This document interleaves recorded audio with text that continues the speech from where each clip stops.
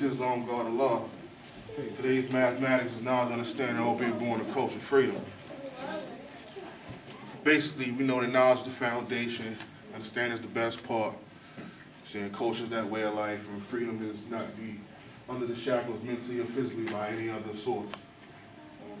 Now, in order to even get to that part, as many have spoke on, being that master, one who is qualified to teach because of the time and effort he has put in to knowledge a certain subject.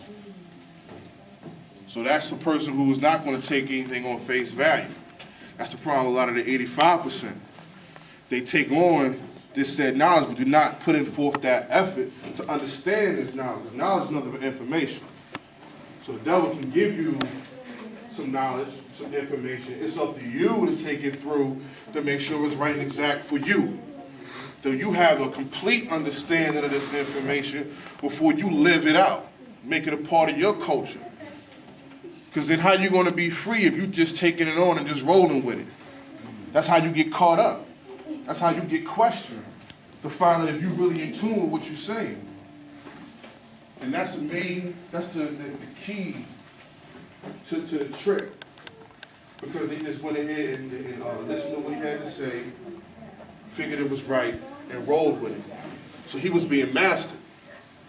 He wasn't the master, because when you're the master, you own yourself. When you're dealing with the 1 in 36, what is his own self? Well, he can't know what his own self is if he doesn't know and understand. You know what I'm saying? You know you're black, you know you're a male, you know what I'm saying? You know you live on this continent and you move about. But do you understand what your duty is with that position of being that man? Do you understand your duty with that position of you being an original man and what your role is within not only society, but also more importantly in your family?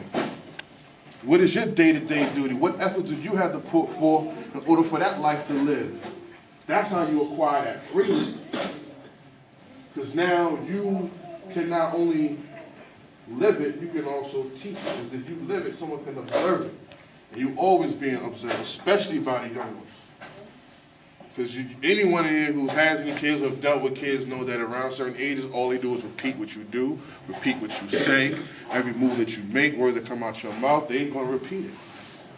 Because that's all they can go on. It's your duty to guide them so they can be free. So when they get to your position, or when they get to, I don't know how many of y'all was born into this nation. You know what I'm saying? I wasn't. I was brought up in the church, like I'm sure some of y'all have. You know what I'm saying? But now we can make sure they don't have to go through that hell. Because they can understand when they come around these certain individuals who kick in, yo, why don't you come read the Bible? Come praise the Lord.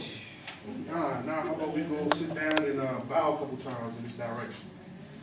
He be like, what? What I gotta do that for? I'm God.